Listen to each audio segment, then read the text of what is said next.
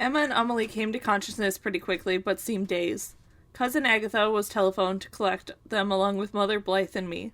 While we waited in the lobby of the townhouse, I saw no sign of Conan Doyle, though I did catch sight from time to time of a dark-haired man, Eldritch Wise. While Mother went off to tell W.T. Stead why she was leaving, I spied Wise looking at some oil paintings hanging on the wall across the way. Leaving my seated sisters and summoning my courage, I approached him. "Excuse me," I said. "Do you know if Dr. Conan Doyle is still here?" "He is not," Weiss responded, studying me with his intense, nearly black eyes. "Are you a friend of his?" "No, I only a great fan, like many others," I replied. "I was in the seance where the medium spoke to him, and I saw how upset he was." "Yes, he is completely rattled. He rushed home, desperate to see his teenage son, Kingsley." My hand flew to my mouth. A boy king. Was it a reference to Kingsley? Wise snapped his fingers in annoyance.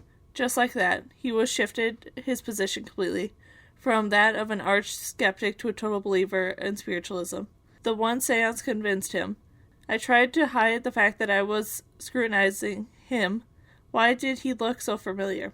He recalled once attending a speech given by Queen Victoria, a medium he claimed spoke in his voice. Plus she knew of his son. I reminded him that he is a figure of public note. It was not easy enough for a charlatan to learn that he had an adolescent son. "My sister is not a charlatan. They know absolutely nothing about Conan Doyle," I assured him, probably sounding more than a touch defensive. "Your sisters?" "They were the ones who spoke to him. And do you also have," he said, rolling his eyes distortively, "the gift?" "No, I do not." "But you're a believer," he assumed. I hesitated, caught between loyalty to my mother, Amelie, and Emma. My first response, which was to be truthful. "I am searching for the truth," I said to him at last. "I am an agnostic," I added, proudly throating my new word. "Commendable," he remarked. "Don't be fooled, young lady. As a magician, I have traveled Europe completely convincing audiences that I conjure magic, which I know to not be more than a sleight of hand, clever machinery, and ability to misdirect. I began learning such tricks as a boy. Do you know who my first teachers were?" "Who?" "Mystics and mediums. I trained as an assistant. They let me in on all their secrets. Did you ever hear of the Fox sisters?" "One of the sisters trained my mother," I said. He chuckled. "The Fox sisters could make loud crackling pops with their toes and finger joints. They had traveled the U.S. performing little stunts, passing the sounds off as contact from the other world, and got rich doing so. These women founded spiritualism, the mumbo-jumbo religion medallions and gullible dupes now believe in, including at last, as of yesterday, my poor, misguided friend Sir Arthur Conan Doyle. But they founded the skeletons of the dead men who contacted the Fox sisters in the walls of their house," I said, reminding of the fireworks celebration that followed this event back when I was a child. This caused Eldritch Wise to laugh unreportedly. "My dear girl, I merely said that the Fox sisters were dishonest. I never implied that they were stupid. They could well have heard tales of the man dying or disappearing in the house. Maybe it was a story that someone murdered him and hid him in the walls. Many fake mediums were extremely clever. They have a sharp eye for a tale." "A tell?" I questioned. "It's a physical tic, like a mouth quirk or a jerk of an elbow or a quiver of an eyebrow. Something a person does that indicates their emotional reaction. Usually the person who does it is not even aware of it. But the medium is aware, and it directs the medium to keep pushing the line and inquire until the nerve is struck. I thought of Mother seeing Aunt Lily's dead husband back so many years ago. Had she simply read the envelope addressed to Aunt Lily, or had Aunt Lily given hints to show a tell? Had she missed Hiram? Maybe both things could happen. Conan Doyle must have displayed some tell when was talks of war," Wise went on. "The medium picked up on and targeted him, assuming that he was too old to be a soldier, but probably had a son he was worried about. Was Emma really that cunning? I had never seen any sign that she was ever anything other than sweet and sincere. "Jane," Blythe called to me, "Agatha has arrived." I said goodbye to Eldritch Wise and hurried to join Mother and my sisters. Together we pulled into the motor car and headed back to the Brighton, all of us uncharacteristically silent, lost in our own musings. When we arrived at Agatha's house, Emma and Emily headed straight to bed. That sort of genuine contact saps one's energy completely, Mother commented. So if a person doesn't collapse, or he or she is a fake? I asked carefully. I had Mother collapse only that one time when I was very small. Not at all, she replied. Mediums have a varying degree of stamina and strength. Emma and Emily are young and inexperienced. Only after they have gone up did Mother tell Agatha everything that happened. So the twins have inherited your gift, Agatha surmised. There can be no doubt after today, Mother replied. How can it be, though? Agatha wondered fretfully. In what way can a spirit travel back from the spirit realm to communicate with the living? You know, Agatha, everything vibrates, Mother said. I hadn't heard her use the famous Tesla-inspired phrase in a while, and I was mildly surprised. When a person passes over, the soul begins to vibrate at a different rate from those that are still on Earth's phone, Mother continued. A medium is like a wireless transmitter, simply turning to the correct frequency. The gift is no more than a talent for discerning the correct spirit frequency. Fascinating, Agatha murmured. It made so much sense when Mother spoke, but Eldridge Wise had almost convinced me he was right. Which was it? I was more confused than ever. Say, Maud, Cousin Agatha said uneasily. I would so love to speak to my late husband, Reginald. Do you think it might be possible to contact him? We can certainly try, Mother agreed. That night, after supper, Mother, Cousin Agatha, Blythe, and I sat around the table in the parlor. Mother produced a glass bowl and set it in the center. Close as I had always been to a seance, I had never once been participated in one. Neither had Blythe. We exchanged nervous glances. With the room almost completely in darkness, Mother began calling for the spirit of Reginald to come to us. A silvery beam glowed in the glass ball. Shades had been drawn, but my eyes darted to the silver of the moonlight that had found its way through the crack between the windows and the shade, creating a line light. And the ball reflected that. I see him, Cousin Agatha cried, nearly screaming. He's there in the ball. I leaned forward, peering the glowing ball. In the center, a shape of dark silver weaved. I squinted, and I saw how it could be interpreted as the shape of a tiny man. Reginald, it's Agatha. Are you all right? The shape kept waving, and Agatha took at Mother's for guidance. Reginald is telling me he is fine, Mother said. Can you hear him? Agatha asked urgently. He had a rather squeaky voice of a man. It's a little squeaky, yes, Mother confirmed. Was she being honest, or would she deceive her own cousin?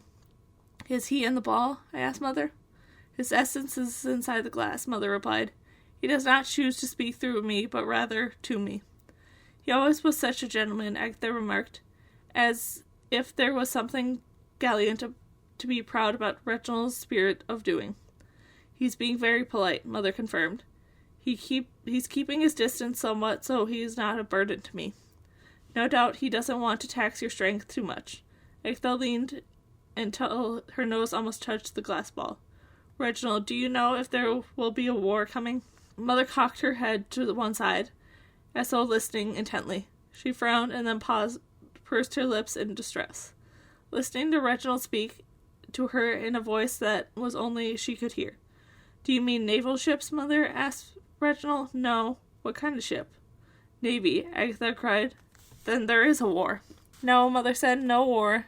At least, he doesn't know for sure. He's warning me about the danger from a ship, but I'm not sure what he means. Mimi might be on the ship, Blythe offered. Oh dear, Mother said with a gasp. She might be. Reginald, is Mimi in danger from a ship? At that moment, a face appeared in the glass ball. Underlit by the ball below, it seemed to hover there, disembodied and glowing. It's Mimi, Blythe shouted within and screamed. Was she right? It was Mimi. I sprang back and groped the walls of the darkness, desperate for light switch. I overturned a vase and then splashed water on me as I crashed to the floor. I found a switch in the room and once again ablaze with light. You're not dead, Mother cried in an emotional-filled voice. You're not dead. A tremble ran through her, and she began to cry with relief. I'm very much alive, Mimi assured us. I'm so sorry to scare you all. I was waiting quietly in the dark, but I only meant to stick my head into the circle to say I was not on the ship and I was quite all right. Are you really all right? I asked. What are you doing here? It turned out that Mimi had traveled to France, Spain, and Italy, Germany, and Holland, in that order, and had just arrived in England with Benjamin Gunningham and Natalie Abbott and their entourage of about 15 other servants and friends. I telephoned Aunt Lily at the hotel. She told me you were here, Mimi explained. Blythe ran from the table and threw her arms around Mimi's waist. I'm so glad to see you, she shouted, squeezing tightly as Mimi stroked her yellow curls. I was also ecstatic to see Mimi, but unresolved resentment kept me frozen where I stood. It took Mother only minutes to switch emotional tracks from the most joyful relief to see Mimi alive to a white-hot fury. Had it never occurred to you, in all these months, to write to us to tell us where you were alive? She shouted. I sent a telegram from France when I arrived, Mimi defiantly said. We never received it, Mother shouted, turning red. The nearest telegraph office is in Buffalo, I offered. They might not have bothered to deliver it. I felt the same mix of relief and anger as Mother had expressed, but in an instant sisterly bond compelled me to come to Mimi's aid. You should have known it wouldn't reach us, I added, ambivalent about exactly how much help I was willing to offer. Well, at the first I planned never to come back, Mimi blurted. Never come back, I echoed, outraged. What? Mother hooted in a voice more shrill than any I'd ever heard her use. If I had known that insanity was playing in your head, I would have gone to Europe myself and dragged you back personally. Mother, I'm a grown woman, Mimi said in a dignified voice. Then behave like one, Mother shouted. Do grown women run away from home like Huckleberry Finn? Mimi threw herself into one of the chairs despairingly. I thought it would be better for you all if I could be rid of me, she admitted, and her voice choked with tears. Whatever would make you think that, Mother asked incredulously. You know why, Mimi shouted back. I do not, Mother insisted, because I'm a person of black descent. Agatha gasped at the news. No one knows that, Blythe pointed out. But I don't want to live a lie, Mimi said passionately. She dropped her head and began to cry. I'm so confused. Mother came to sit in the chair beside Mimi. Has something happened, Mimi? She asked gently. Well, no, she replied, wiping her eyes, only that I had fallen in love. Mother threw her arms wide. We knew it. Emma and Amelie predicted it months ago. Fallen in love, Blythe shrieked happily. Then it's true. With who? Is he a prince? A duke? Tell. He is Mr. Gunningham's valet, Victor. A valet, Agatha echoed, clearly confined. With all those rich people around, you fell in love with a valet? Blythe could not hide the disappointment in her voice. How old is this Victor? Mother asked. 23, Mimi answered. Does he love you too? Blythe asked. He says so. Then what's the problem? I asked. It's the issue of race, Mimi revealed. What if we marry and have a child with dark skin? Have you told him about your background? Mother asked. Mimi shook her head and began twirling a curl that had escaped the elaborate, upswept style she now wore. I had been too frightened. You must tell him, Mother advised firmly. If he is a man of character and truly loves you, it won't matter to him. Mother, that's naive, Mimi argued. It's not, Mother disagreed. Not everyone in this world is so bigoted. You can come to live in Spearvale where people are open-minded to such things. I don't want to live in Spearvale. I've been living in the real world and I like it there. I want to stay there. Even when this so-called real world is so cruel as to deny you true love because of your own small-minded bigotry, Mother shouted back. Mimi slumped lower in the chair. Even then, she said. The conversation came to one of those natural lulls where no one knew what to say. Finally, Agatha turned to Mother. I suppose Reginald is gone, she said. Mother nodded, causing Agatha to sigh sadly.